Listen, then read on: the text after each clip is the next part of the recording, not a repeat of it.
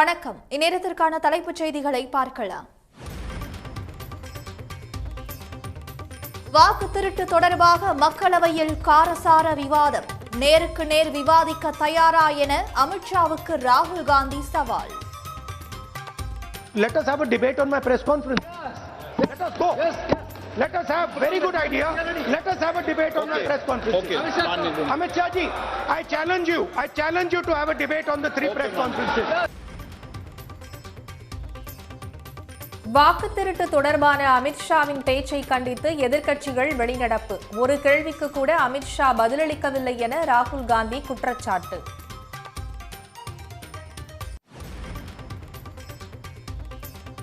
திருப்பரங்குன்றம் விவகாரத்தில் நீதிபதி GR சுவாமிநாதனுக்கு ஆதரவாக பேசிய அமித்ஷா, தீபம் ஏற்ற கூறிய நீதிபதியை பதவி நீக்குவதா என கேள்வி எழுப்பியதால் எதிர்க்கட்சிகள் கண்டனம்.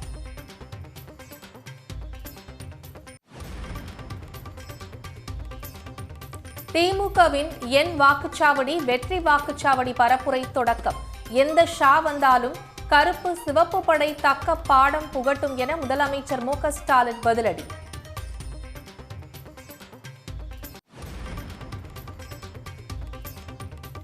அதிமுக சொந்த பலம் உள்ள கட்சி என பொதுக்குழு கூட்டத்தில் எடப்பாடி பழனிசாமி பேச்சு. பாஜக கூட்டணிக்கு அதிமுகவே தலைமை தாங்கும் என்றும் உறுதி. அதிமுகவை பொறுத்த வரைக்கும் சொந்த பலமுள்ள கட்சி, சொந்த பலம் வாய்ந்த கட்சி. அதிமுகவை அழிக்க சில அரசியல் புரோக்கர்கள் முயற்சிப்பதாக CV சண்முகம் பரபரப்பு குற்றச்சாட்டு. உறவாடி கெடுப்பவர்களிடம் எச்சரிக்கையாக இருக்க வேண்டும் எனவும் அறிவுறுத்தல். துரோகி யார் என்று தெரியும், ஆனால் நம்மோடே உறவாடி நம்மை கெடுப்பவரிடம்தான் நாம் ஜாக்கிரதையாக இருக்க வேண்டும். சில அரசியல் புரோக்கர்கள் இருக்கிறார்கள், அவர்களிடம் நாம் ஜாக்கிரதையாக இருக்க வேண்டும். அவர்களை நாம் இனம் கண்டு கொள்ள வேண்டும். பழனிசாமியின் பயத்தை போக்க போடப்பட்ட மேக்கப் தான் அதிமுக பொதுக்குழு என RS பாரதி விமர்சனம். 10 தோல்வி பழனிசாமிக்கு 2026 தேர்தலிலும் படுதோல்வியே மக்கள் பரிசாக அளிப்பார்கள் என உறுதி. தமிழ்நாடு சட்டமன்ற தேர்தல் முன்னேற்பாடு குறித்து தலைமை தேர்தல் அதிகாரி ஆலோசனை. 15 துறை அலுவலர்களுடன் ஆய்வு மேற்கொண்ட அர்ச்சனா பட்நாயக்.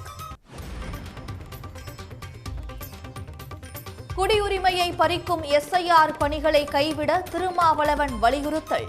வாக்குரிமையை அடிப்படை உரிமையாக அரசியலமைப்பு சட்டத்தில் இணைக்க கோரிக்கை. அடுத்த மாதம் தமிழ்நாடு வருகிறார் எதிர்க்கட்சித் தலைவர் ராகுல் காந்தி. கிராம கமிட்டி மாநாடு மற்றும் மகளிர் பேரணியில் பங்கேற்பார் என தகவல். திருப்பரங்குன்றம் மலை உச்சியில் உள்ளது தீபத்தூணா நில அளவை கல்லா? 7 பேர் கொண்ட மாநில தொல்லியல் துறை குழுவினர் ஆய்வு.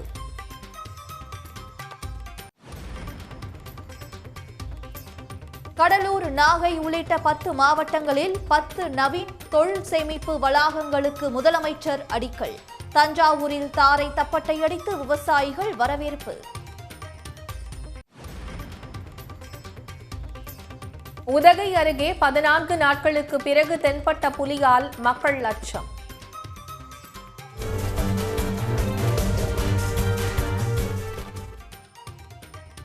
முப்பத்தைந்துக்கும் மேற்பட்ட இடங்களில் கேமரா பொருத்தி வனத்துறை கண்காணிப்பு. தங்கம் விலை சவரனுக்கு 240 ரூபாய் அதிகரித்து 96,240 ரூபாயாக உயர்வு. வெள்ளி விலையும் கிராமுக்கு 8 ரூபாய் அதிகரித்து 207 ரூபாய்க்கு விற்பனை.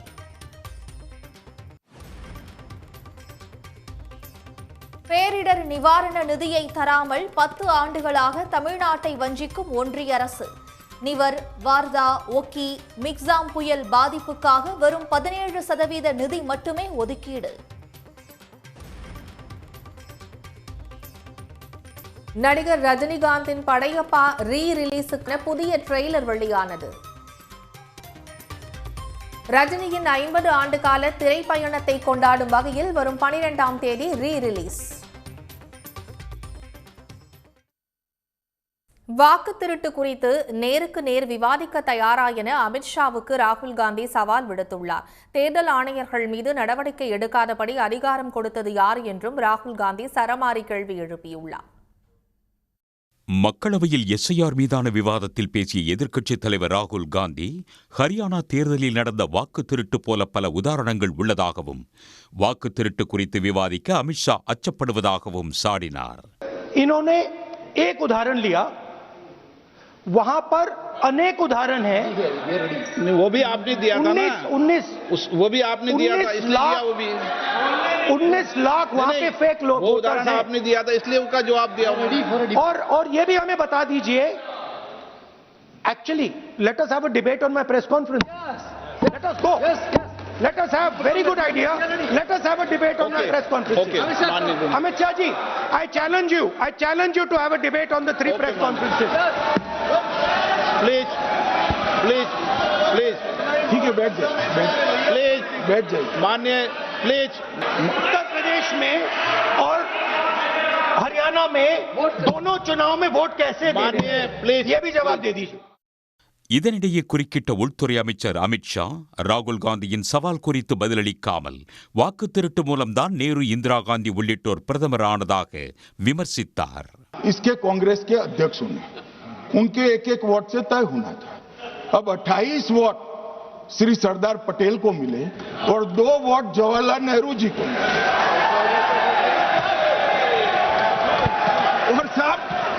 और साहब प्रधानमंत्री जवाहरलाल जी बने.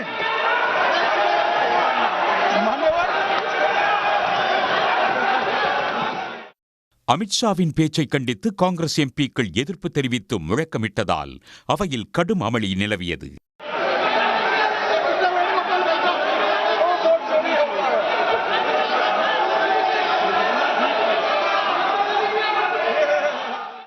தொடர்ந்து நடைபெற்ற விவாதத்தில் எஸ்ஐஆர் மற்றும் வாக்கு திருட்டு விவகாரத்தில் ஒன்றிய அமைச்சர் அமித்ஷாவின் பேச்சை கண்டித்து எதிர்க்கட்சி எம்பிக்கள் வெளிநடப்பு செய்தனர்.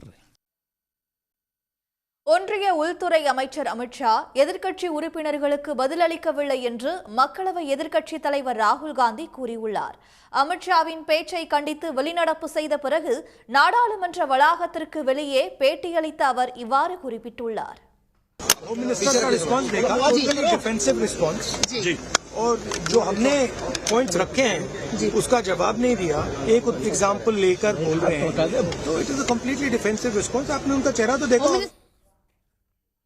உறவாடி கட்சியை அழிக்க நினைப்பவர்களிடம் எச்சரிக்கையாக இருக்க வேண்டும் என்று அதிமுக பொதுக்குழுவில் பாஜகவை முன்னாள் அமைச்சர் CV சண்முகம் விமர்சனம் செய்தது பரபரப்பை ஏற்படுத்தியுள்ளது. சென்னை வானகரத்தில் உள்ள திருமண மண்டபத்தில் அதிமுக செயற்குழு மற்றும் பொதுக்குழு கூட்டம் இன்று நடைபெற்றது. இதில் வரும் சட்டப்பேரவை தேர்தலில் கூட்டணிக்கு அதிமுக தலைமை தாங்கும், அதில் இடம்பெறும் கட்சிகள் குறித்து முடிவெடுக்கும் அதிகாரத்தை எடப்பாடி பழனிசாமிக்கு வழங்குதல், நீதித்துறை சுதந்திரமாக செயல்பட வேண்டும் என்பன உள்ளிட்ட 16 தீர்மானங்கள் நிறைவேற்றப்பட்டன. கூட்டத்தில் பேசிய முன்னாள் அமைச்சர் KP முனுசாமி, 2026 சட்டப்பேரவை தேர்தலுக்கு பிறகு அதிமுகவுக்கு துரோகம் செய்தவர்கள் காணாமல் போய்விடுவார்கள் என்று ஓ பன்னீர்செல்வம், TTV தினகரன் ஆகியோரை மறைமுகமாக சாடினார். பின்னர் பேசிய முன்னாள் அமைச்சர் CV சண்முகம், அதிமுகவின் எதிரிகள் மற்றும் துரோகிகள் யார் என்று அனைவருக்கும் தெரியும் என்றார். ஆனால் நம்மோடு உறவாடி கட்சியை அழிக்க நினைப்பவர்கள் மற்றும் அரசியல் புரோக்கர்களிடம் கவனமாக இருக்க வேண்டும் என்று அவர் பாஜகவை மறைமுகமாக விமர்சனம் செய்தார். அதிமுக தொண்டர்களின் மனநிலையை கெடுக்க பல்வேறு சதித்திட்டங்கள் அரங்கேற்றப்படுவதாகவும் சண்முகம் தெரிவித்தார். என்றைக்குமே அதிமுக ஆட்சியில் இருந்தாலும் இல்லை என்றாலும் நம்மை தான் குறிவைத்துக் கொண்டு எப்படியாவது இந்த அதிமுகவை அழிக்க வேண்டும் என்று கங்கணம் கட்டி கொண்டு இருந்து கொண்டிருக்கிறார்கள் தமிழகத்திலே. இதிலே எதிரி திமுக மட்டுமில்ல, துரோகிகள் மட்டுமில்ல, நம்மோடு உறவாடி கொண்டிருக்கிறவர்களும் இதிலே இருக்கிறார்கள். நம்மோடே உறவாடி நம்மை கெடுப்பவர்களிடம் தான் நாம் ஜாக்கிரதையாக இருக்க வேண்டும். சில அரசியல் புரோக்கர்கள் இருக்கிறார்கள், அவர்களிடம் நாம் ஜாக்கிரதையாக இருக்க வேண்டும். அவர்களை நாம் இனம் கண்டு கொள்ள வேண்டும்.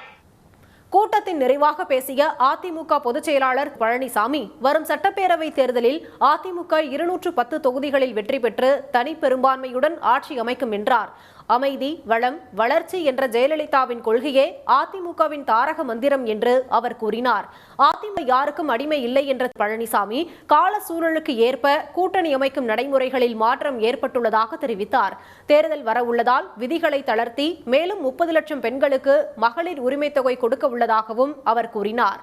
தைப்பொங்கலுக்கு குடும்ப அட்டைதாரர்களுக்கு 5000 ரூபாய் வழங்க வேண்டும் என்றும் தேர்தல் நெருங்கும் நேரத்தில் நல்ல கூட்டணி அமையும் என்றும் திரு பழனிசாமி தெரிவித்தார். அடுத்த ஆண்டு நடைபெற்ற சட்டமன்ற பொதுத் தேர்தலில் அனைத்து இந்திய அண்ணா திராவிட முன்னேற்ற கழகம் கூட்டணி 210 இடங்களிலே வெல்லும். இது எந்த கொம்பனாலும் தடுக்க முடியாது. வாக்காளர் பட்டியலில் மேற்கொள்ளப்பட்ட SIR எனப்படும் சீர்திருத்த நடவடிக்கையை அதிமுக வரவேற்பதாக பழனிசாமி கூறினார். தொண்டர்கள் கடுமையாக உழைத்தால் அதிமுக மீண்டும் ஆட்சியை பிடிக்கும் என்று அவர் நம்பிக்கையுடன் தெரிவித்தார். இதற்கிடையே பொதுக்குழுவிற்கு தாமதமாக வந்தவர்களை பாதுகாவலர்கள் தடுத்து நிறுத்தியதால் அவர்களுடன் வாக்குவாதம் செய்த அதிமுக நிர்வாகிகளும் தொண்டர்களும் சுவரேறி குதித்து மண்டபத்திற்குள் சென்றதால் சிறிது நேரம் பரபரப்பு ஏற்பட்டது. எடப்பாடி பழனிசாமியின் பயத்தை போக்க போடப்பட்ட மேக்கப் தான் அதிமுக பொதுக்குழு என்று திமுக அமைப்பு செயலாளர் RS பாரதி விமர்சனம் செய்துள்ளார். இது தொடர்பாக அவர் வெளியிட்டுள்ள அறிக்கையில், ஜெயலலிதா மறைவுக்கு பிறகு அதிமுக அமித்ஷா திமுகவாக மாறிவிட்டதை மறைக்க முயற்சித்தாலும் அதிமுக பொதுக்குழு தீர்மானங்கள் பாஜகவின் அடிமை பழனிசாமி என்பதை தமிழ்நாட்டு மக்களுக்கு சொல்லும் வகையிலேயே இருப்பதாக கூறியிருக்கிறார். 2 நாள் முன்பு கூட குஜராத்தில் பேசிய அமித்ஷா பீகாரை தொடர்ந்து தமிழ்நாட்டிலும் பாஜக கூட்டணி ஆட்சி அமைக்கும் என்று பேசியதை சுட்டிக்காட்டியுள்ள RS பாரதி, பழனிசாமிக்கு எந்த அதிகாரமும் கிடையாது என்பதுதான் அமித்ஷா சொன்ன வார்த்தையின் அர்த்தம் என்று கூறியிருக்கிறார். அமித்ஷா சொல்வதை மீறி எதையுமே எடப்பாடி பழனிசாமியால் செய்ய முடியாது என்பது அதிமுகவினருக்கே நன்கு தெரியும் என்றும், எடப்பாடி பழனிசாமியின் பயத்தை போக்க போடப்பட்ட மேக்கப் தான் அதிமுக பொதுக்குழு என்றும் அவர் விமர்சித்துள்ளார். மெகா கூட்டணி அமைப்பதாக கூறிய எடப்பாடி பழனிசாமியை நம்பி எந்த கட்சியும் வர தயாராக இல்லை என்று குறிப்பிட்டுள்ளவர், 10 தோல்வி கண்ட பழனிசாமிக்கு மக்கள் செல்வாக்கு கிடையாது என்பது தெள்ளத் தெளிவாக உணர்த்த அமித்ஷா எடப்பாடி பழனிசாமியை மிரட்டி அடிபணிய வைத்து கூட்டணியை அறிவித்தார் என்பதுதானே நிஜம் என்று கூறியிருக்கிறார்.